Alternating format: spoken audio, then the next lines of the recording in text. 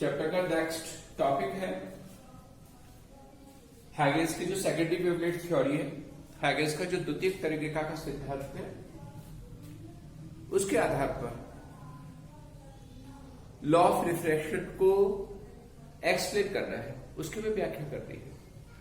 प्रकाश का अपवर्तन के नियम को हमें स्पष्ट करना है और दैट इज हमें प्रूफ करना है साइना या कुछ साइना एक कांस्टेंट होता है जो पहले माध्यम के सापेक्ष दूसरे माध्यम का अपवर्तन कहलाता है। बस हमें प्रूफ करना है साइना या कुछ साइना इसका टू v1/v2 इसका to 1/2 with the help of the हैगेस थ्योरी। तरीका यही होगा,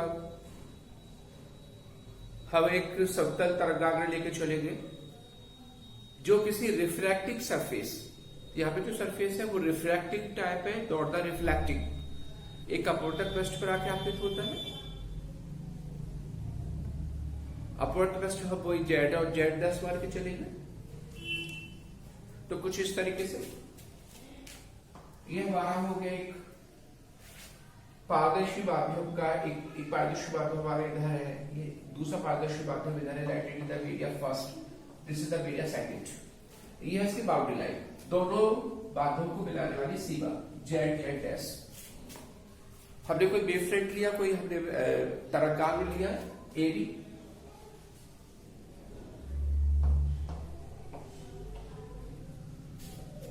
जिसका ए सिरा इस अपवर्तक पृष्ठ की बाउंड्री जो लाइन है इस पर आके इंसिडेंट होता है, इस पर आके आपतित होता है।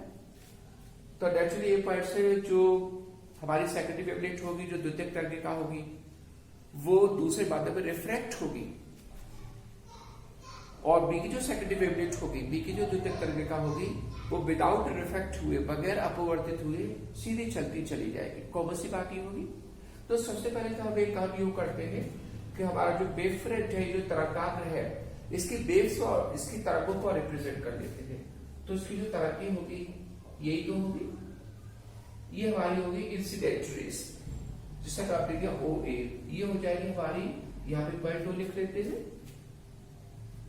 क्योंकि तरंगाग्र का जो सरफेस होता है उसके परपेंडिकुलर लाइन, उसकी जो नॉर्मल लाइन होती है वो एक वेव को, एक तरंग को रिप्रेजेंट करती है। तो हमारी OA हो गई आपतित तरंग, ऐसी OB भी होगी आपतित तरंग, AB हो गया हमारा वो तरंगाग्र जो अपवर्तक पृष्ठ पर आपतित होता है। ए की सेकेंडरी वेवलेट का क्या होगा? अभी आपको बताया ए की जो सेकेंडरी वेवलेट होगी द्वितीयक तरीका, वो दूसरी माध्यम में अपवर्तित होगी, तो दूसरे माध्यम में इसके अपवर्तन को रिप्रेजेंट कर देते हैं। ये आपने नॉर्मल ड्रॉ कर लिया, ये अपवर्तित हो गई, राइट।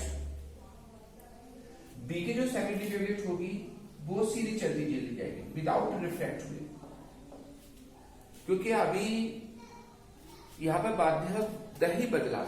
बी की सेकेंडरी वेवलेट के लिए अभी माध्यम नहीं बदला, तो ये विदाउट अपवर्तित हुई सीधी चली जाएगी। और जब ये बी डैश पॉइंट पर पहुंचेगी, पॉइंट बी डैश, तो सेकेंडरी वेवलेट का अब रिफ्रैक्शन होगा, अपवर्तन होगा, और अपवर्तन में लाइट बातें चल रही है, ये कुछ इस तरह से अपवर्तित होगी। ये इसकी अपवर्तित सेकेंडरी वेवलेट है। और जितने टाइम इंटरवल में बी की सेकेंडरी वेवलेट बी से लेकर बी डैश तक पहुंची है, अगर उतने ही टाइम इंटरवल में ए की सेकेंडरी वेवलेट अगर ए डैश तक पहुंची, ए डैश पर, तो हमारा जो बी डैश ए डैश होगा ये हो जाएगा अपवर्तित तरंगाग्र। हीरो AB क्या है इसमें? What is the AB is the incident wave front, आपतित तरंगाग्र है। बी डैश ए डैश क्या है? आप जरा देखो, बी डैश ए डैश, ये है हमारा अपवर्तित तरंगाग्र। तो इस सब बातों को पहले आप लिख लेते हैं। We have to write here AB आपतित तरंगाग्र,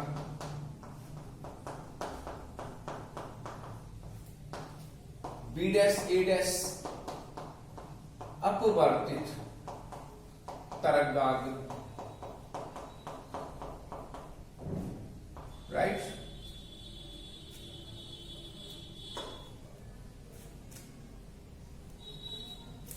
सेंटेंस हमें क्या लिखने होंगे, अगर कभी पेपर में आता है तो बहुत ज्यादा हमें सेंटेंस की आवश्यकता नहीं होती है, लेकिन जो काम के हैं वो तो हमें लिखने ही पड़ेंगे। और ये लिखना पड़ेगा, एक बार रिपीट कर देते हैं। 12 ए भी हमारा एक समतल तरंगाग्र है जो किसी अपवर्तक पृष्ठ जेड या डैश के ए बिंदु पर आपतित होता है। ए से उत्पन्न द्वितीयक तर्किका दूसरे माध्यम में अपवर्तित होगी, रिफ्रैक्ट होगी, जबकि बी की सेकेंडरी वेवलेट, बी की द्वितीयक तर्किका बगैर अपवर्तित हुए आगे बढ़ती जाएगी और जितने टाइम इंटरवल में, जितने समय में बी की सेकेंडरी वेवलेट बी डैश तक पहुंची है, उतने ही टाइम इंटरवल में अगर ए की सेकेंडरी वेवलेट ए डैश तक पहुंची तो बी डैश ए डैश हमारा अपवर्तित तरंगाग्र होगा। बस इतनी सी 3-4 लाइनें लिखने की आवश्यकता है, उससे ज्यादा नहीं। और फिर हम लिख लेंगे ए, हमें ए बी क्या है, हम लिख लेंगे बी डैश ए डैश क्या है, ये सब बातें लिख लेंगे। साथ ही साथ एंगल आई और आर को भी रिप्रेजेंट कर लेंगे। एंगल आई क्या होगा, हमारा ये हो जाएगा एंगल आई, हमारा ये होगा एंगल आर। ऐसे अगर देखें तो एंगल आई इधर होगा, एंगल आर ये होगा। अगर हम बनाए तो वैसे यहाँ पर बनाने की आवश्यकता है नहीं। अब देखो हमारा ये एंगल आई है, तो ये जो एंगल होगा ये होगा 90 माइनस आई। क्यों होगा 90 माइनस आई? क्योंकि हमारा वेव फ्रंट है, ये तरंगाग्र है, ये हमारी वो रे है। तो जो रे होती है वो वेव फ्रंट से हमेशा नॉर्मल, उसके लंबवत डायरेक्शन में तो होती है। ये पूरा एंगल होगा 90, ये हमारा एंगल है आई, तो ये एंगल होगा 90 माइनस आई। हमारा ये एंगल 90 है, यहां से तक का ये पूरा एंगल 90 है, तो नेचुरली ये जो एंगल बचेगा, ये वाला एंगल, इस 90 में से हम ये एंगल माइनस करेंगे तो ये एंगल आएगा आई। दिस एंगल इज आई, ये एंगल आई होगा, ऐसे हमारा ये एंगल हो जाएगा आर। तो सबसे पहले हमारा जो ये ट्रायंगल है ए बी बी डैश, यहाँ पे एंगल आई हम यहाँ पे लिख लेते हैं। कैसे एंगल आई हुआ आपको भी बताया। ऐसे जो नीचे वाला ट्रायंगल है समकोण त्रिभुज, कौन सा समकोण त्रिभुज है? समकोण त्रिभुज है ए डैश बी डैश, ये सब 90 डिग्री के एंगल होंगे, यहाँ पे ए बी 90 होगा, समकोण त्रिभुज ही तो होंगे। तो इस वाले नीचे वाले ट्रायंगल में हमने इस एंगल को आर लिख लिया। कैसे liख लिया अभी आपको बताया। अब हम इन्हीं दो त्रिभुजों को लेके चलेंगे। Okay, now from right triangle, कौन सा राइट ट्रायंगल लेके चले पहले? A B B dash, A B B dash क्या होगा, यहां से वैल्यू लेके साइड आएगी। साइड इक्वल टू होता है परपेंडिकुलर अपॉन हाइपोटेन्यूज, लंबवत कर्ण होता है। इस एंगल के सामने की जो भुजा होगी वो लंब हो जाएगी, तो that is B B dash, और अपॉन कर्ण हो जाएगा 90 के सामने की भुजा, ये होगा ए बी डैश। ओके, और ये जो बी बी डैश होगा इसे हम लिख सकते हैं b1 into t upon A B dash. What is the b1? b1 is the speed of light in the first medium. पहले माध्यम प्रकाश की चाल को b1 मान के चल रहे हैं, तो जो b से लेके b डैश तक की दूरी होगी, दूरी बराबर होती है speed of light into time interval. Speed of light को b1 कंसीडर कर लिया, यहां से तक के टाइम इंटरवल को हमने t ले लिया, तो ये जो बी बी डैश डिस्टेंस होगा इक्वल टू हो जाएगा b1 into t। Okay, also from right triangle, नीचे कौन सा राइट ट्रायंगल है? A dash B dash, A dash B dash, side R की वैल्यू निकालें। तो देखिए इस वाले एंगल के लिए हमारा जो लंब होगा वो हमारा होगा ए डैश, तो here it is A dash, upon हमारा जो कर्ण होगा वो होगा हमारा ए बी डैश, और इक्वल टू ये हो जाएगा b2 into t upon A B dash. b2 the speed of light at the second medium. दूसरे माध्यम में प्रकाश की चाल है वो b2 है। पहले माध्यम प्रकाश की चाल b1 है, दूसरे माध्यम प्रकाश की चाल b2 है। तो हम यहाँ पर लिख सकते हैं b1 is speed of light in the first medium and b2 is speed of light in the second medium. दोनों के टाइम इंटरवल बराबर है। सेकेंडरी वेवलेट को जितना टाइम बी से बी डैश तक आने में लगा, प्राइमरी उतना ही टाइम एक ही सेकेंडरी वेवलेंथ को ए से ए डैश तक आने लगा, समय बराबर है, इसलिए दोनों में टी लिया हुआ है। हमारी दो इक्वेशंस आ गए, इक्वेशन फर्स्ट, इक्वेशन सेकंड। अब दोनों इक्वेशंस को डिवाइड करें, therefore from equation first upon equation second हमें क्या मिलेगा, side I upon side R equal to b1 into T और अपॉन में है ab डैश और बटे में क्या है b2 इंटू टी अपॉन में है ab डैश। तो ऐसे ab डैश कैंसिल हो जाएगा, t से t कैंसिल हो जाएगा, बचेगा b1 अपॉन b2। और आपको मालूम है किसके बराबर होता है, यही बराबर होता है बेस a2 अपॉन a1।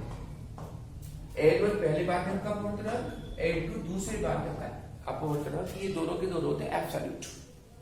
तो b1 अपॉन b2 इसका हो जाएगा 1/2, पहले के सापेक्ष दूसरे का अपॉर्चुनल। और यही तो हमारे स्नेल का नियम है, this is the Snell's law, जो स्नेल का नियम है, राइट।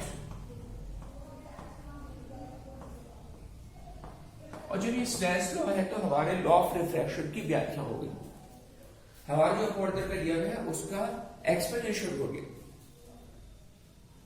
तो सिंपल सा है, हमें सिर्फ इतना प्रूफ करना है, हमें लॉ ऑफ रिफ्रैक्शन को प्रूफ करना है, तो हमें सिर्फ इतना प्रूफ करना है कि sine I upon sine R equal to 1/2। वैसे भी आएगा sine I upon sine R equal to आएगा b1 बटे b2 इक्वल टू क्या 1/2।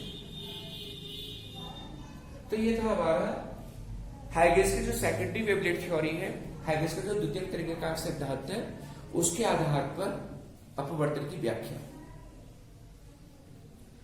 एक बात आपको फिर रिपीट कर देते हैं, एग्जामिनेशन में सिर्फ केवल व्याख्या नहीं आती, इससे पहले हमें ये बात और पूछी जाती है, हाइगेस की द्वितीय तरीका का सिद्धांत लिखिए और उसके आधार पर अपवर्तन की व्याख्या कीजिए। तो हाइगेस की जो सेकेंडरी वेवलेट की जो थ्योरी है, उसके जो 3 पॉइंट्स है अभी आपको बताए थे, आपको याद है कौन कौन से पॉइंट थे। पहला पॉइंट था formation of the wave fluid, तरंगों की फॉर्मेशन। दूसरा पॉइंट था production of the secondary wavelets, द्वितीय तरीकाओं की उत्पत्ति। और तीसरा पॉइंट था formation of the new wave fluids, नए तरंगों की रचना। तो हमारे जो बेसिक के 3 पॉइंट्स है, ये हमारे हाइगेस के सेकेंडरी वेवलेट के पॉइंट्स कहलाते हैं, थ्योरी के पॉइंट्स है। तो एग्जाम में पहले ये लिखने को आते हैं, उसके बाद हमें जिसकी भी व्याख्या करनी हो, लॉ ऑफ रिफ्लेक्शन की व्याख्या करनी हो या लॉ ऑफ रिफ्रैक्शन की व्याख्या करनी हो, हम कर सकते हैं। ये दोनों एक्सप्लेनेशन एक साथ कभी नहीं आती, एनी वन कोई एक आएगी। तो ये तो हमारे प्रकाश का अपवर्तन की व्याख्या।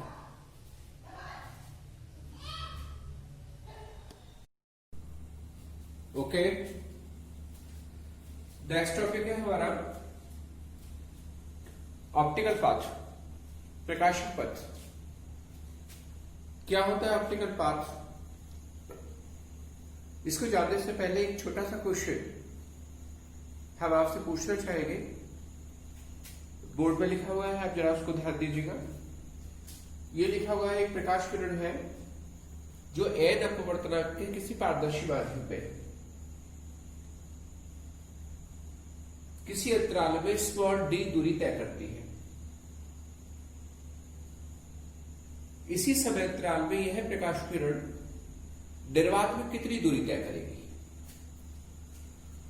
क्वेश्चन एक बार फिर रिपीट करते हैं। कोई प्रकाश किरण है, वो n अपवर्तनांक के किसी माध्यम में किसी टाइम इंटरवल में किसी समय अंतराल में अगर d दूरी तय करेगी, तो इसी समय अंतराल में इतने ही टाइम इंटरवल में ये जो प्रकाश किरण होगी वो वैक्यूम में निर्वात में कितना डिस्टेंस ट्रेवल करेगी। आप लोग इस क्वेश्चन को अपने माइंड में लाइए और क्या आंसर हो सकता है जरा सोचिए।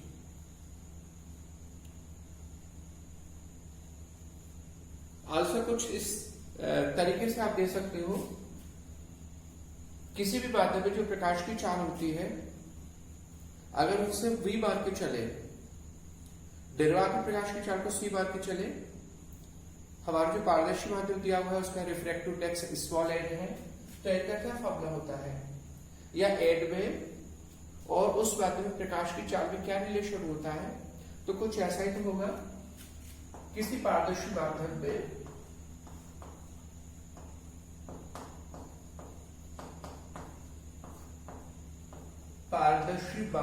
में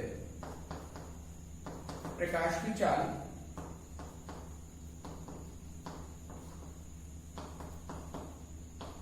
जिसे अगर हम v कहे तो v बराबर होती है निर्वात प्रकाश की चाल, वैक्यूम पे निर्वात प्रकाश की चाल,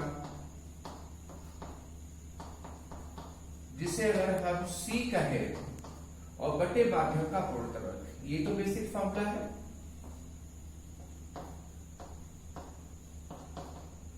माध्यम का अपवर्तनांक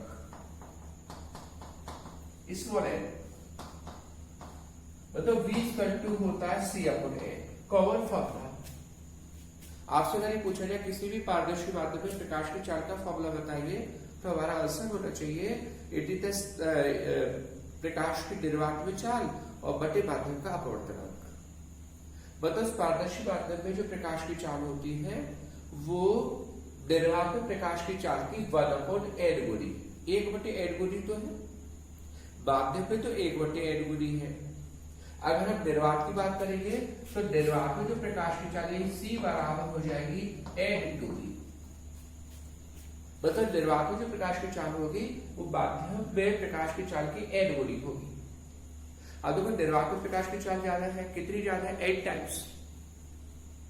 इसका मतलब उतने ही टाइम इंटरवल में निर्वात में जो दूरी तय की जाएगी वो भी तो n गुनी होगी, ये कॉमन सी बात है। जिस माध्यम में स्पीड ज्यादा होगी उसमें डिस्टेंस ज्यादा होगा, जिस माध्यम में स्पीड कम होगी उसमें डिस्टेंस ट्रेवल्ड भी तो कम होगा। निर्वात में स्पीड ज्यादा है, कितनी ज्यादा है, निर्वात में जो स्पीड है वो माध्यम में स्पीड की n टाइम्स है, n गुनी है, तो निश्चित रूप से उतने ही टाइम इंटरवल में निर्वात में जो डिस्टेंस ट्रेवल किया जाएगा वो भी तो n गुना होगा। मतलब निर्वात में जो दूरी तय की जाएगी वो होगी n into T. The answer is, तो ऐसे तो होगा। तो देयरफॉर निर्वात में तय की गई दूरी, हमें ज्यादा लिखने की आवश्यकता है नहीं, हमने आपको बता दिया निर्वात में तय की गई दूरी उतने टाइम इंटरवल में, ठीक है, सेम टाइम इंटरवल तय की गई दूरी, ब्रैकेट में लिख सकते हैं इन सेम टाइम इंटरवल, उसी समय अंतराल में, ओके, इक्वल टू जाएगी n इंटू टी। स्पीड ज्यादा होने की वजह से, स्पीड n टाइम्स होने की वजह से डिस्टेंस भी तो हमारा n गुना हो जाएगा। तो ये जो n इंटू डी आया है इसी को बोलते हैं हम ऑप्टिकल लेंथ, इसी को हम बोलते हैं प्रकाश पथ की लंबाई। क्या डेफिनेशन बनेगी, अब परिभाषा क्या बनेगी अगर प्रॉपर वे में देखें तो परिभाषा कुछ ऐसी बन सकती है, प्रकाश किसी माध्यम में किसी टाइम इंटरवल में जितनी डिस्टेंस कवर करता है उतने ही टाइम इंटरवल में प्रकाश द्वारा निर्वात में चली गई दूरी उस माध्यम के लिए प्रकाश पथ की लंबाई कहलाती है। उस लिए के माध्यम के लिए मतलब जो प्रकाश पथ की लंबाई होती है इंडिपेंडेंट नहीं होती, it depends on the media, it depends on the refractive index of the media, उस माध्यम का अपवर्तनांक के ऊपर डिपेंड करेगी। डेफिनेशन एक बार फिर बता देते हैं, प्रकाश किसी माध्यम में किसी टाइम इंटरवल में जितनी डिस्टेंस ट्रेवल करता है उतने ही टाइम इंटरवल में वो निर्वात में जितनी डिस्टेंस ट्रेवल करेगा, मतलब निर्वात में चली गई दूरी हो गई उसी समय अंतराल में, तो निर्वात में चली गई दूरी प्रकाश पथ की लंबाई कहलाती है। और किसके बराबर होगी, अगर माध्यम में अगर वो डी दूरी तय करता है, स्मॉल डी दूरी तय करता है, माध्यम का अपवर्तनांक अगर n हो तो निर्वात में जो दूरी तय करेगा प्रकाश होगा n इंटू टी, क्योंकि प्रकाश पथ की लंबाई। सिंपल सा। इसका एक ऑब्जेक्टिव क्वेश्चन कुछ ऐसे दिया हुआ है, जरा आप थोड़ा ध्यान दो। ये दिया हुआ है Yet is प्रकाश की एक किरण 5 माध्यमों में से होकर गुजरती है, 5 मीडिया से जिसमें प्रकाश की जो किरण है वो पास हो रही है। उनके अपवर्तनांक दिए हुए N1, N2, N3, N4 और N5। और माध्यमों की जो मोटाइयां है वो है T1, T2, T3, T4 and T5। अब ये पूछा है सभी माध्यमों के तुल्य प्रकाश पथ की लंबाई बताइए। बहुत सिंपल सा होगा। पहला जो माध्यम उसके तुल्य प्रकाश पथ की लंबाई हो जाएगी N1 इंटू T1। जो दूसरा माध्यम होगा उसके इक्विवेलेंट प्रकाश पथ की लंबाई हो जाएगी N2 इंटू T2। ऐसे तीसरे जो माध्यम होगा उसके तुल्य हो जाएगी N3 इंटू T3। ऐसे फोर्थ के लिए हो जाएगी N4 इंटू T4 और लास्ट में जो फिफ्थ है उसके लिए हो जाएगी N5 इंटू T5।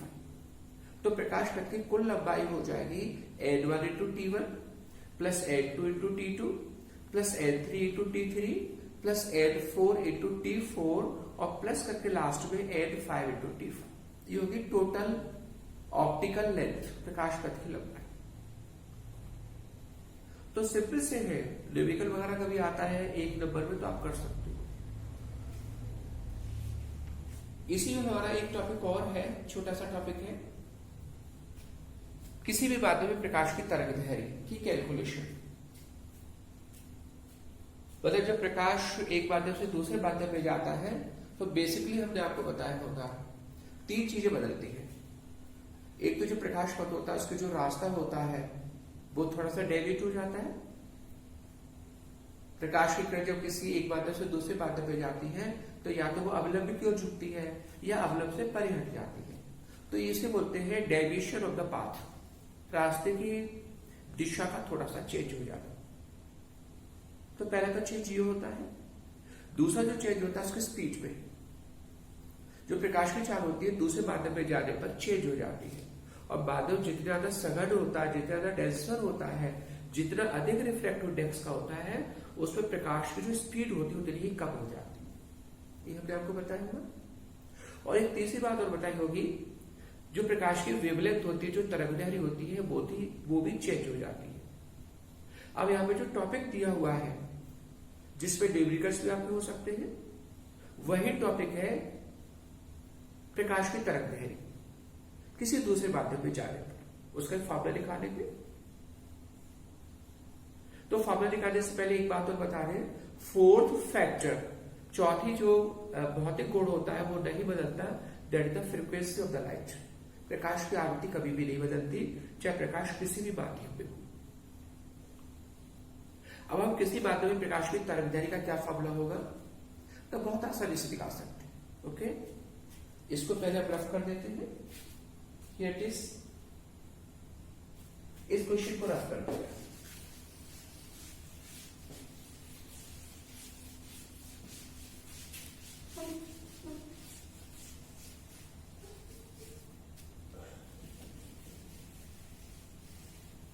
राइट, अगर हम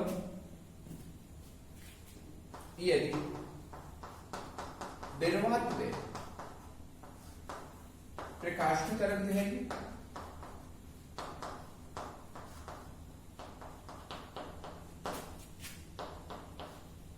लैम्ब्डा हो, प्रकाश ड्यू आवृत्ति का, उसकी फ्रीक्वेंसी को हम ड्यू लिखते हैं, ड्यू आवृत्ति का हो,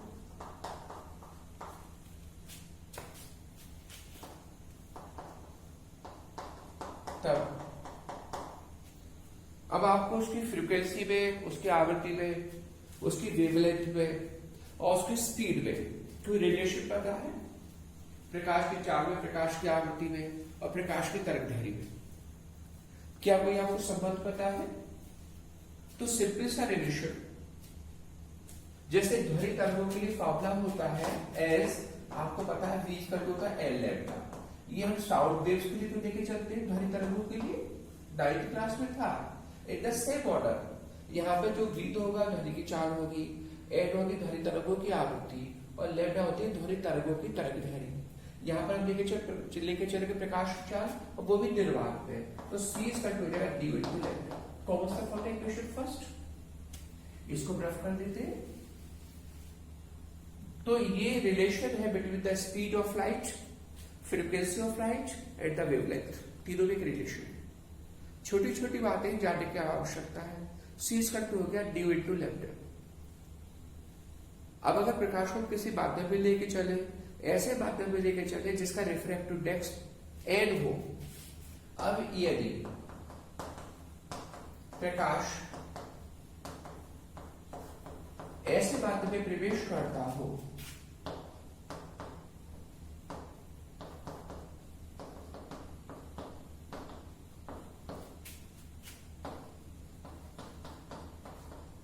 जिसका गुण करना होगा,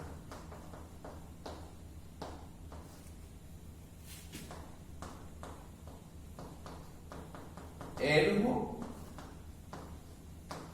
तब अगर जब बादल में जाएगा तो निश्चित उसकी स्पीड जो होगी वो बदल जाएगी। उसकी स्पीड को अगर v लिखे तो v इक्वल टू ड्यू तो वही रहेगा, तो अंतर को लिखते हैं lambda S, right. Equation second ये हो गया, निर्वात में हमने इक्वेशन लिखा प्रकाश के लिए, ये उस बादल में हमने इक्वेशन लिखा।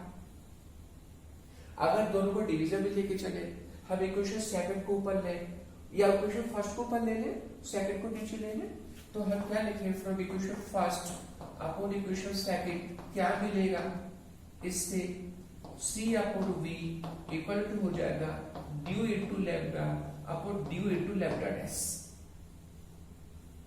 ड्यू से तो ड्यू कैंसिल हो गया, फ्रीक्वेंसी एक जैसी। आपको पता है c अपॉन v क्या होता है, यह है निर्वात में प्रकाश की चाल और बटे यह है उस माध्यम में प्रकाश की चाल। तो निर्वात में प्रकाश की चाल और उस माध्यम में प्रकाश की चाल का जो अनुपात होता है उस माध्यम में कहलाता है अपवर्तक। तो it is n is equal to lambda upon lambda dash, implies that lambda dash is equal to हो जाएगा lambda upon a, सिंपल सा। और वैसे में हमने आपको पहले कभी न कभी बताया जरूर है, बेस किसी भी पारदर्शी माध्यम में प्रकाश की जो तरंग दैर्घ्य होती है वो किसके बराबर होती है, निर्वात में प्रकाश की तरंग दैर्घ्य बटे माध्यम का अपवर्तन। ये फॉर्मूला बिल्कुल वैसा ही है जैसे स्पीड्स का। किसी भी पारदर्शी माध्यम में प्रकाश की चाल बराबर होती है निर्वात में प्रकाश की चाल बटे माध्यम का अपवर्तन। उसी तरीके से किसी भी पारदर्शी माध्यम में प्रकाश की तरंग दैर्घ्य बराबर होती है निर्वात में प्रकाश की तरंग दैर्घ्य और बटे माध्यम का अपवर्तन। तो छोटी से छोटी आपकी बातें हैं जो आपको ध्यान रखने की आवश्यकता है। तो ये हमारा चैप्टर था। चैप्टर बहुत ज्यादा लेंथी नहीं है लेकिन अपने आप इंपॉर्टेंट है। हमारी जो पहली क्लास थी वो थोड़ी लेंथी थी, वो लगभग 1 घंटे की बन गई थी। अब हम कोशिश करेंगे कि 1 घंटे की क्लास को लेके न चले, क्योंकि अब जो नेटवर्क होता है उसमें थोड़ी सी प्रॉब्लम क्रिएट हो जाती है। लेकिन हर एक टॉपिक को आप बिल्कुल इंटरेस्टेड तरीके से थोड़ा सा सुना करो। Thanks a lot.